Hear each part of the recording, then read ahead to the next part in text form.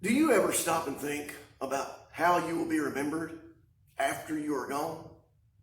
Now, I realize that death is not the most pleasant thing for any of us to think about, but I nevertheless believe that it is good for each and all of us, from the youngest among us even to the oldest among us, to every now and then take some time and think about things like this. After all, unless the Lord returns before it happens, all of us will one day die. Now, of course, if we live until the appearing of Jesus, there will be no one left behind to remember us because everyone will be entering eternity at that time. And that could occur before we die. That could occur before the end of this day, for that matter. But for the majority of people who have ever lived on this earth, that didn't happen. Have you ever thought about that? I don't know how many people have lived on this earth down through the ages. Now, I've heard some estimates, although I don't know that we can ever know for sure what the number would be. But whatever that number is, I do know that the majority of people who have ever lived have died. There are about 7 billion people living on earth at this time. But I've heard that throughout all history, there may have already been 100 billion people who have lived on earth. 100 billion people who have already lived and who have already died. And what that means is that, yes, the majority of people who ever lived on earth have died. And when they died, they left behind people who knew them and who would remember them. And assuming that the Lord does tarry for a few more years or a few more decades, and we don't know that, but assuming he does, this will be the case for each of us. And what I'm asking is, do you ever stop and think about how you will be remembered by those who love you, as well as by those to whom you may have merely been an acquaintance? Now, I know many people aspire to be remembered as fun people, maybe people who had a reputation for being adventurous, or maybe someone simply desires to be remembered as a kind and a friendly person, a good neighbor perhaps. I can see the appeal of being remembered in ways such as these. But at the end of the day, at the end of our lives, what is truly the most important thing that we need for people or want people to remember about us? Well, I got to thinking about this recently as I came across something written about one of the kings of Judah in the book of 2 Chronicles in the Old Testament. Judah, of course, was the southern kingdom in the land of Israel, following the division of the kingdom after the death of Solomon. But one of the kings of Judah, following that division, a man who was a direct descendant of Solomon and Solomon's father David, was a man by the name of Hezekiah.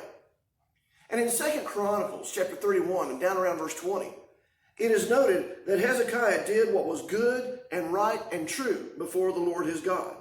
And every work that he began in the service of the house of God, in the law and in the commandment, to seek his God, he did it with all his heart. So he prospered. That's not a bad way to be remembered, is it? Now, understand, of course, not every king was remembered this way. Not every king in the southern kingdom of Judah, and certainly not every king, really not any king in the northern kingdom of Israel following the division of the kingdom. Of some it was said that they did not do right in the sight of God. There's even one mentioned a few chapters earlier in 2 Chronicles, at the end of chapter 21, of whom it was said that he reigned in Jerusalem 8 years, and to no one's sorrow departed. That king, Jehoram, he died, and no one was sorry to see him go. Certainly he was not so fondly remembered, either by those who knew him or by the scriptures themselves. But Hezekiah, he is well remembered to this day by students of the Bible. In fact, where I personally am concerned, I do believe that David was the greatest king that Israel ever had. He, of course, reigning before the division of the kingdom. And he is fondly remembered as well, by the way. But after David, while there are a few who might reasonably be considered for the title of greatest king after David, but really you'd be hard-pressed to find anyone more deserving of such a title than Hezekiah himself. He was remembered fondly by those who knew him, and he continues to be remembered fondly by the scriptures, which of course indicates that he is remembered fondly by God himself. And any person would do well to be remembered as fondly as Hezekiah is in that regard. But how does one attain to this?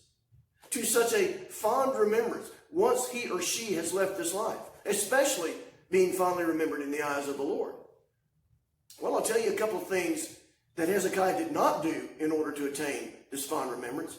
First of all, I'll note that he's not remembered so fondly because he followed in the footsteps of his father, either religious or otherwise.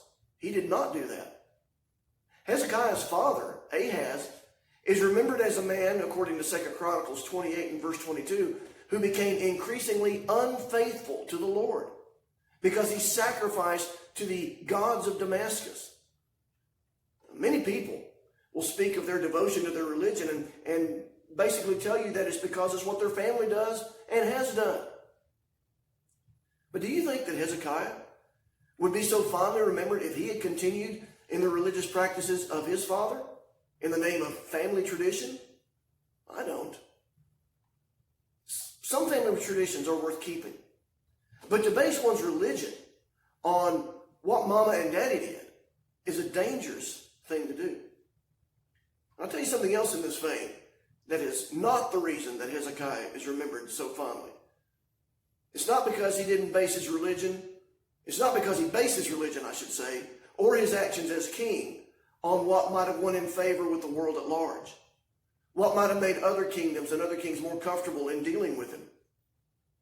Many years earlier, when God was first bringing the children of Israel into the land of Canaan, he had warned them in Deuteronomy chapter 18 and verse 9 against doing such a thing, against taking up the practices of other nations, and against overly concerning themselves with being pleasing to these other nations. As I noted a moment ago, acting like those of other nations was the major reason that Hezekiah's father is not remembered well in the scriptures. And this holds true for virtually every other king that the scriptures describe as being wicked in the eyes of the Lord. The key to Hezekiah's fond remembrance is not difficult for us to discern or to emulate. It goes back to what is written in the first passage that I cited a moment ago in 2 Chronicles chapter 31 and verse 21. Again, there it is written of Hezekiah that in every work that he began in the service of the house of God, in the law and in the commandment, to seek his God, he did it with all his heart. So he prospered. God blessed him in this life because Hezekiah served him with all his heart. And after Hezekiah left this life, God saw to it that he would be well remembered by those of us who believe. You know, his having been a king and all, there's a lot about Hezekiah that you and I would never be able to emulate. But you know, with regard to the most important things, wholehearted devotion to doing the will of God as it has been revealed, well, I can do that. And you can too. And while that might not win us fond remembrance after we're gone from this world by the majority of people that are left behind, it will win us fond remembrance among the people of God that we leave behind. And more importantly, it will cause the Lord to remember our lives on earth fondly as well. A life well spent in the service of God is a life that will be fondly remembered by those who matter the most. I hope you're taking steps to ensure that you will be remembered this way. And I hope you have a good day.